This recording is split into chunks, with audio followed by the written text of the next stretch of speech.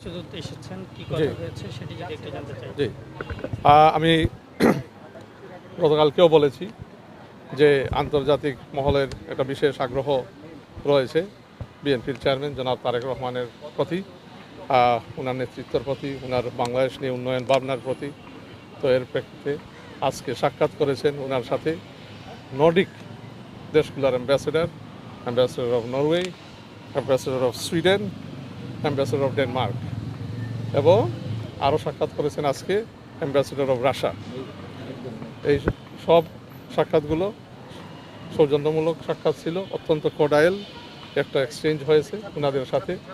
আমাদের দেশের ন্যাশনাল ইন্টারেস্টের ভিত্তিতে আমরা কীভাবে তাদের সাথে কাজ করতে পারি এখানে ডিসকাশন হয়েছে, আলোচনা হয়েছে, ট্রেড, ইনভেস্টমেন্ট, এনার্জি নিয়ে, তারপরে এডুকেশন নিয়ে, তো বিভিন্ন আমাদের 31 দফার বিভিন্ন যে কর্মসূচিগুলো আমরা বাস্তবায়ন করতে চাচ্ছি, বাংলাদেশের মানুষের ম্যান্ডেট যদি আমরা ইনশাআল্লাহ অর্জন করি 12ই ফেব্রুয়ারির নির্বাচনে, তো কীভাবে আমরা তাদের সাথে কাজ করতে পারি এবং বাইল্যাটারাল রিলেশনসগুলো বলেন আপনার ফরেন ইকোনমিক কোঅপারেশনের মাধ্যমে কীভাবে এগিয়ে নেওয়া যায়, এই বিষয়গুলো নিয়েই আলাপ আলোচনা হয়েছে।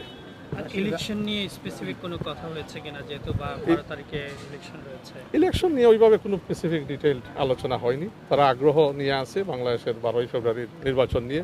তারা আশাবাদী বাংলাদেশ একটা ডেমোক্রেটিক স্পেসের দিকে যাবে, ডেমোক্রেটিক ট্রানজিশনের দিকে যাচ্ছে এবং যেভাবে বাংলাদেশের মানুষও আগ্রহ নিয়ে আছে, এক্সাইটেড হয়ে আছে যে তারা 17 বছর পরে ভোট দেওয়ার একটা সুযোগ পাবে, সেইভাবে আন্তর্জাতিক মহলেও একটা আগ্রহ আছে, এক্সাইটমেন্ট আছে যে বাংলাদেশ ডেমোক্রেটিক ট্রানজিশনের দিকে এগিয়ে যাচ্ছে। এখন তাদের চোখে এই ইলেকশনটা কেমন হতে যাচ্ছে এই বিষয়ে কি বলেছে তারা? তাদের চোখে বাংলাদেশের মানুষ পার্টিসিপেট করবে করার একটা সুযোগ হয়ে দাঁড়াইছে। আগের বিগত ইলেকশনগুলোতে আসলে তো মানুষ সুযোগ পায়নি। তো যেভাবে আমরা এখানে রাজনৈতিক দল যারা আছি গণতান্ত্রিক প্রক্রিয়ার মধ্যে আমরা বিশ্বাস করি এটা একটা সুযোগ করে দিচ্ছে 12 তারিখের নির্বাচন বাংলাদেশের মানুষকে তার ভোটাধিকার প্রয়োগ করার।